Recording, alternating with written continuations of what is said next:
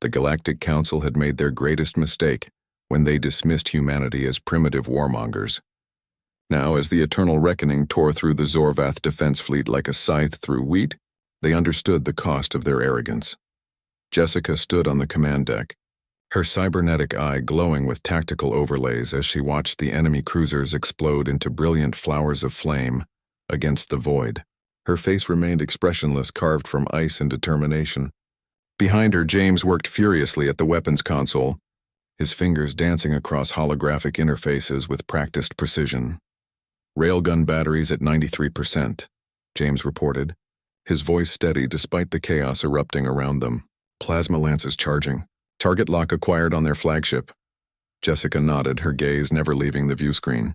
The Eternal Reckoning was humanity's answer to a galaxy that had hunted them, enslaved their colonies, and declared them unworthy of existence. Built in the hidden shipyards of Europa, the battleship was 15 kilometers of pure devastation. A leviathan that made even the largest alien dreadnoughts look like children's toys. Fire, Jessica commanded. The ship shuddered as its main cannon discharged. A beam of concentrated antimatter lanced across the black, crossing the distance in microseconds. The Zorvath flagship's shields flared, held for a heartbeat, then collapsed. The beam punched through the hull and the ship came apart in a cascade of secondary explosions that lit up the darkness like a dying star. James allowed himself a grim smile.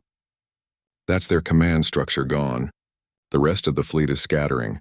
Don't let them escape, Jessica said coldly. They came to Earth, they bombed our cities.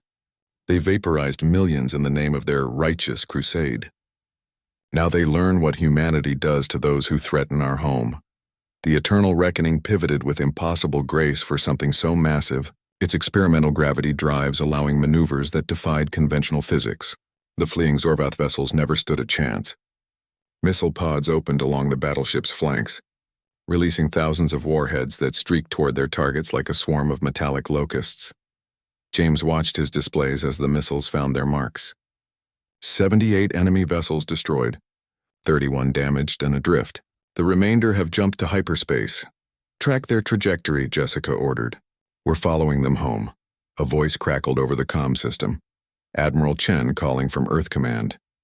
Captain Monroe, you are not authorized to pursue beyond the neutral zone. Return to Sol space immediately. Jessica's jaw tightened. She keyed the comm with deliberate slowness. With respect, Admiral, they started this war.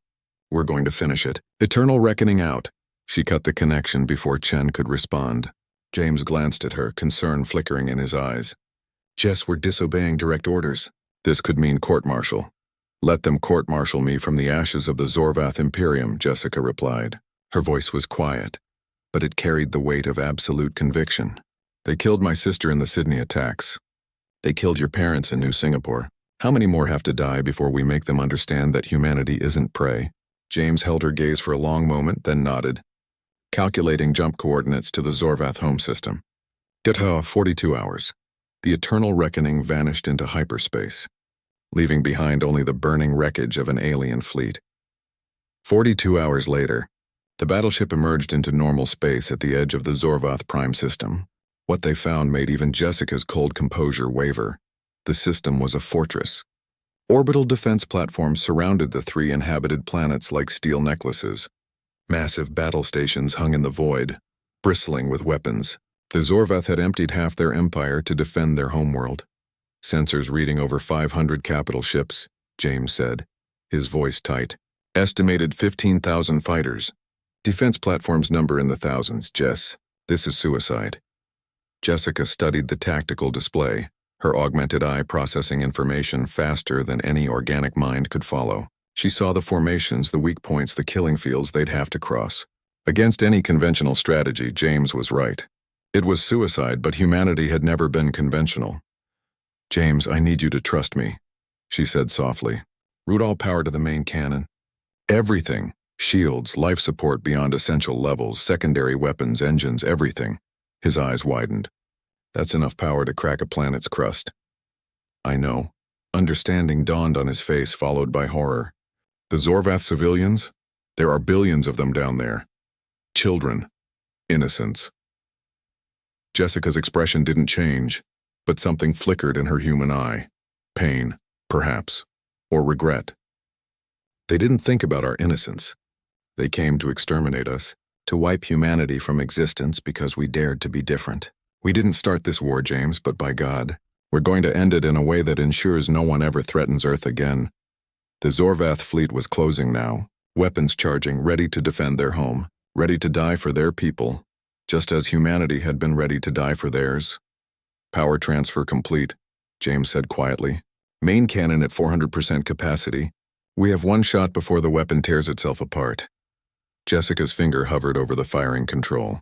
In the view screen, she could see the blue-green jewel of Zorvath Prime, home to 6 billion souls who had never asked for this war.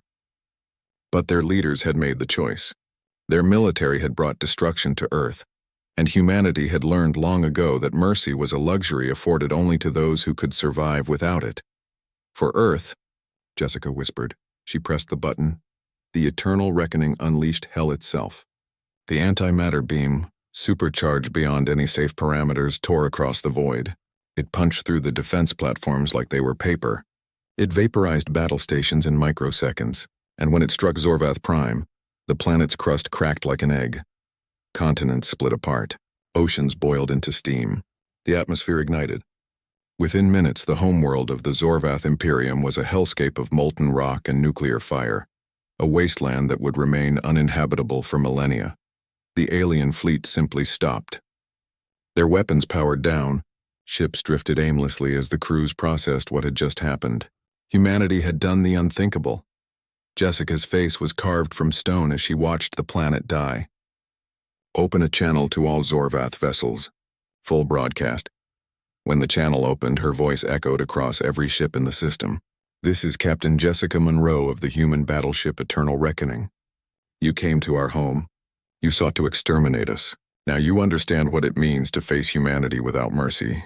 Spread the word across the galaxy. Earth is not your prey. We are not victims.